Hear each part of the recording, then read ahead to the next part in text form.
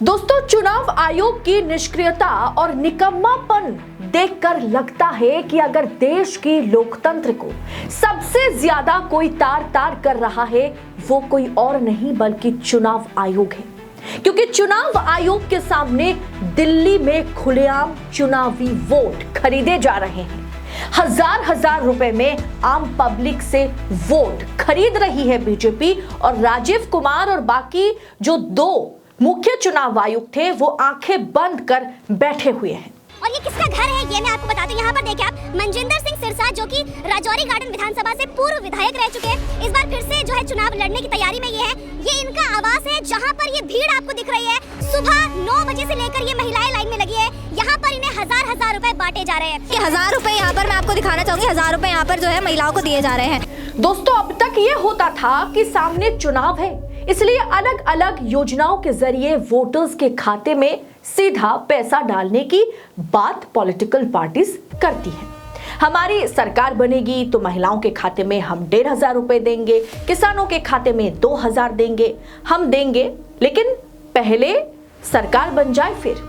और ये पहली बार हो रहा है कि जब विपक्ष में बैठी बीजेपी पार्टी के पूर्व विधायक चुनाव से महज 1 महीने पहले, 20 दिन पहले खुलेआम महिलाओं को पैसा दे रहे हैं। महिलाओं को लाइन में लगवा करके हजार रुपए वो दे रहे हैं। दोस्तों, ये चुनावी प्रक्रिया के खिलाफ है। दिल्ली चुनाव में बीजेपी चुनाव जीतने के लिए जो कुछ भी कर रही है वो अनएथिकल है और असंवैधानिक भी।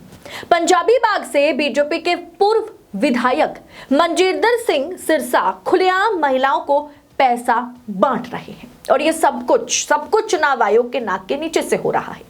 इस बार फिर एक बार बीजेपी उन्हें टिकट देने पर विचार कर रही है, लेकिन इस तरह से वोट फॉर नोट यानी पैसों के बदले बीजेपी वोट खरीद रही है, ये मुहिम चलाना क्या लेवल प्लेइंग फील्ड या फ्री एंड फेयर इलेक्शन का नमूना है?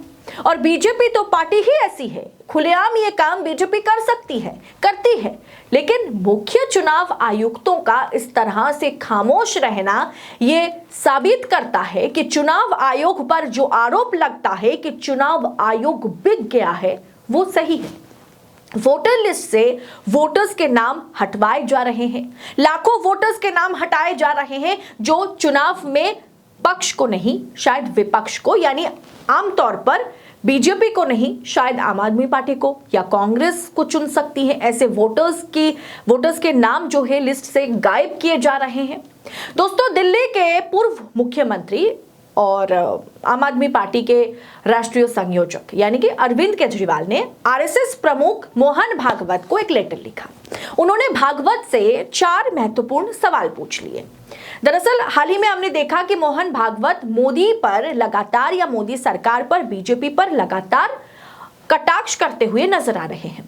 तो इसलिए केजरीवाल ने उन्हें एक लेटर लिखा, क्योंकि उधर मोहन भागवत भी नरेंद्र मोदी को, अमित शाह को पाठ पढ़ा रहे हैं किस तरीके से सरकार चलाने की जरूरत है, किस तरीके से देश चलाने की जरूरत है। अब ऐसे में केजरीवाल ने उनसे 4 सवाल पूछ लिए। केजरीवाल ने पूछा कि भाजपा नेता पैसे बांट रहे हैं, पूर्वांचली और दलित लोगों के नाम कटवाने का भी प्रयास बीजेपी सरकार कर रही है, वोट खरीद रही है। क्या आरएसएस को नहीं लगता कि भाजपा लोकतंत्र को कमजोर कर रही है?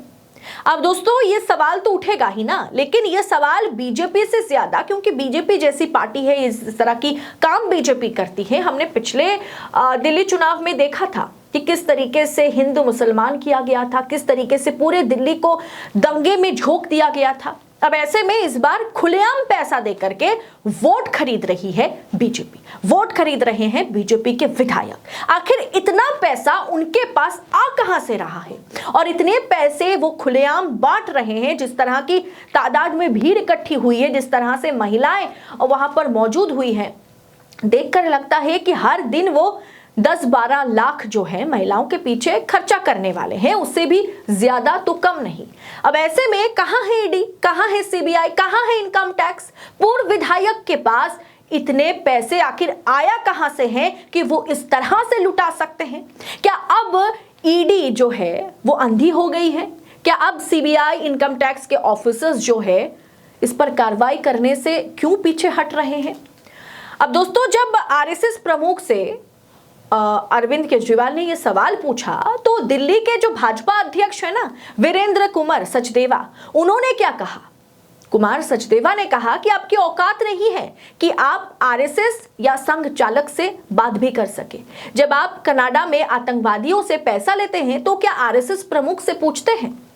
तो क्या भारतीय जनता पार्टी, चलिए ठीक है ये तो आरोप प्रत्यारोप है, जवाब पलटवार है, लेकिन सवाल ये है कि आखिर इतना पैसा कहां से आ रहा है, कौन दे रहा है, वो भी पूर्व विधायक को। यानी भारतीय जनता पार्टी के पास पैसा बहुत है, जो खुलेआम सारे आचार संहिताओं को उल्लंघन करते हुए, सभी मॉडल कोड ऑफ कंडक्ट का उल्लंघन करते हुए, एथिकल जितने भी फ्री एंड फेयर इलेक्शन होनी चाहिए, सभी प्रोसेस को उल्लंघन करते हुए बीजेपी खुलेआम पैसा बांट सकती है और इस पर कोई बात नहीं कर सकता, इस पर चुनाव आयोग बात नहीं कर सकता, इस पर मुख्य चुनाव आयुक्त इलेक्शन कमिश्नर्स सवाल पैदा नहीं कर सकते, कुछ नहीं हो सकता। अगर विपक्ष इस पर सवाल उठाए तो विपक्ष को यह कहा जाता है कि आपकी औकात नहीं है कि आप इस पर सवाल कर सके। यानी खुलेआम धांधली हो रही है, खुलेआम करप्शन के पैसे, ब्लैक मनी को व्हाइट मनी किया जा रहा है और हजार हजार रुपए के बदले वोट खरीद रही है बीजेपी। इसी से यही तो लगता है ना। इस पूरे विषय को आप किस अंदाज में देख रहे हैं? दिल्ली चुनाव को किस तरीके से बीजेपी मैनिपुलेट करने की कोशिश कर रही है और देश में फ्री एंड फेयर इलेक्शन की जरूरत ही क्या है? एक देश एक चुनाव को अभी तो फिर से ड्राफ्ट, ये जो ड्राफ्ट लाई थी सरकार, वो बहुमत सरकार के पास नहीं है, इसके चलते फिर से वापस करना पड़ गया है ना। अब एक देश एक चुनाव ही लागू कर दो, एक ही पार्टी है वही चुनाव लड़ेगी, वही जीतेगी, दूसरे की जरूरत ही नहीं है, क्योंकि लेवल प्लेइंग फील्ड जो है वो तो विपक्ष को दिया नहीं जा रहा है। इस पूरे विषय को आप किस तरह से आंक रहे हैं, कमेंट कर अपनी राय हमारे साथ शेयर जरूर कीजिएगा। बाकी से तमाम खबरों को देश नीति आप तक पहुंचा सके इसके लिए चैनल को सब्सक्राइब करें। फिलहाल इस रिपोर्ट में इतना ही, जल्द होगी आपसे मुलाकात। बहुत बहुत शुक्रिया। जय हिंद, जय भारत।